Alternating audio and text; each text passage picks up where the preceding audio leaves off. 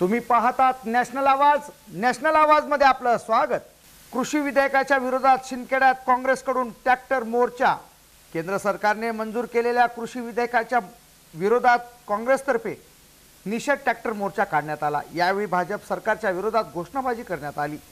मोर्चात आदिवासी विकास मंत्री ॲडव्होकेट केसी पाडवी यांच्यासह काँग्रेसचे पदाधिकारी सहभागी झाले।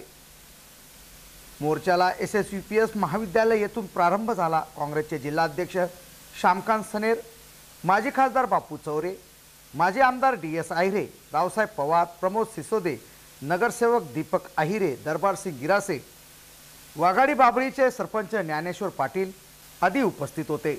यावेळी मंत्री पाडवी म्हणाले की केंद्रातील मोदी सरकार शेतकरी विरोधी आहे। इंग्रजांपेक्षा काळे कायदे करणारे BJP सरकार आहे। कामगार लहान उद्योजकांच्या विरोधात शासन निर्णय घेत असल्याचे ते म्हणाले। काँग्रेसचे जिल्हाध्यक्ष श्यामकांत सनेर व नगरसेवक दीपक आहिरे यांनी आपले मनोगत व्यक्त केले। तसेच यावेळी शबरी आवास योजनेअंतर्गत वाघाडी खुर्द बाबळी गावाला 100 घरकुल मंजूर करा या आशयाचे निवेदन आदिवासी विकास मंत्री ॲडव्होकेट केसी पाडवी यांना सरपंच ज्ञानेश्वर पाटील यांनी निवेदन दिले। यावेळी 150 ते 180 ट्रॅक्टरची रॅली काढण्यात आली व शिंदखेडा येथील काँग्रेसचे पदाधिकारी कार्यकर्ते मोठ्या संख्येने उपस्थित होते। ब्युरो रिपोर्ट, नॅशनल आवाज।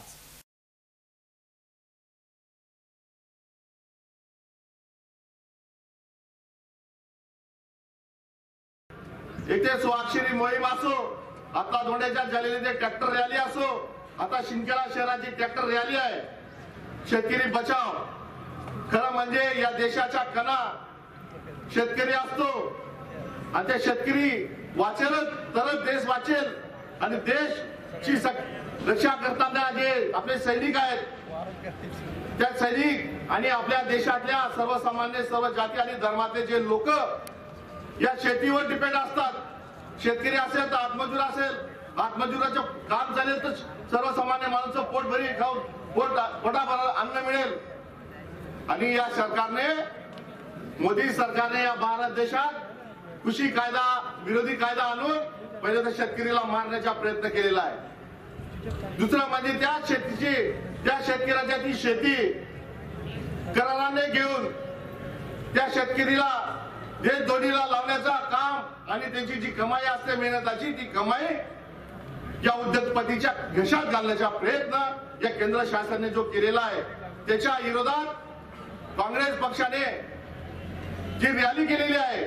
मला तरी वाटतं मी देशात मी चॅनल पाहतो, आपण मी टीव्ही सतत असतो, आपण मी काँग्रेस पक्षाच्या फॉलोवर असतो, सतत पक्षाच्या कार्यावर आपलं लक्ष असतं।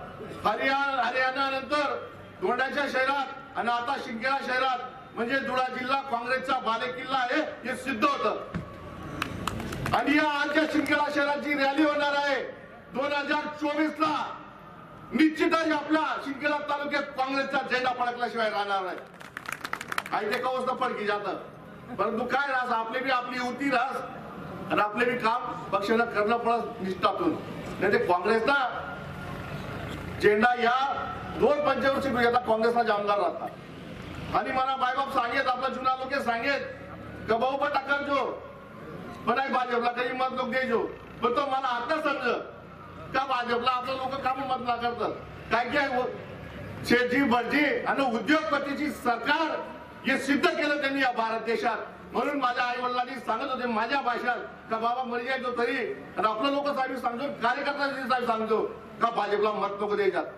कारण आहे गोरगरीबने आत्महत्या काम हिसकायचं, शेतकरीची शेती हिसकायचं, त्याचा जी सिक्युरिटी नाही म्हणजे आपल्या भाषात ज्या सिक्युरिटी असते शेतकरीला ती हिसकून उद्योगपतीला देण्याचे काम या काँग्रेस या BJP सरकारने केलेलं आहे। परंतु या देशात काँग्रेस आहे, धुळे जिल्ह्यात काँग्रेस जिवंत आहे। आम्ही लढा देऊ आणि काँग्रेस या भाजप सरकारला हा ज्या निर्णय घेतलेला आहे याला मागे घेण्यास आम्ही भाग पाडू काँग्रेस पक्षाच्या वतीने। खरं तर भूलभुलैयाचं सरकार आहे, लोकांना फसवणारं सरकार आहे. फसवून एक आमच्याकडे एक म्हण आहे, 7 ठगाचा एकच ठग. हे मला वाटतं 125 कोटी 130 कोटीचा एकच ठग आहे. आणि हा ठग माणूस पूर्ण देशाला फिरवतोय. फार मोठा जादूगार आहे. हा जादूगार लोकांकडनं निवडून येतो, लोकशाहीच्या नावाखाली पंतप्रधान बनतो आणि हुकुमशाहीप्रमाणे सगळे कायदे करतोय. ज्यांनी शेतकऱ्यांच्या विरुद्ध 3 कायदे केले त्याचा निषेध करण्यासाठी हा काँग्रेस पक्षाचा आमचा एक संकल्प आहे की आम्ही लोकांमध्ये जावं, शेतकऱ्यांसाठी जे काय कायदे ते रद्द करावे आणि कामगारांच्या विरुद्ध जो काही एक कायदा केला आहे ते सगळे कायदे पार्लिमेंटमध्ये आणावे परत आणि ते कायदे दुरुस्त करावे. आम्ही म्हणत नाही की शेतकऱ्यांच्या बाबतीत कायदेच करू नये, करा कायदे, पण लोकांच्या हितासाठी कायदे करावेत. लोकांच्या हितासाठी झालं पाहिजे. लोकशाही आहे, लोक निवडून देतात.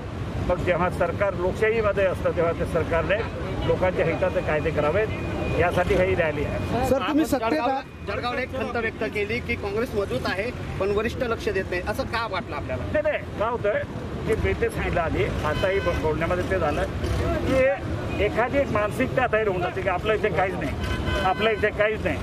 पण तसं नाही आहे. आपलं आहे तिथे भरपूर काही आहे, परंतु त्याला आपल्याला थोडंसं हातभार लावला पाहिजे, तेच फक्त महत्त्वाचं. सर तुम्ही सत्तेमध्ये आहात परंतु शिंदखेडा तालुक्यामध्ये किंवा शिरपूर तालुक्यामध्ये SC STंना राहायला घर नाहीये, काय सांगाल तुम्ही? एसटीसाठी आपण ठक्करबापामध्ये आता मी बिहारमध्ये बदल करतोय. ठक्करबापामध्ये त्यांना घरकुलं मिळतील, रस्ते मिळतील असं, आणि शबरीमध्ये त्यांना जी घरकुलं द्यायची ती देणार.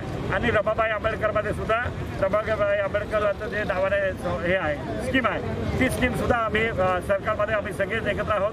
त्यामुळे त्या दोन्ही स्कीम व्यवस्थित राबवणार.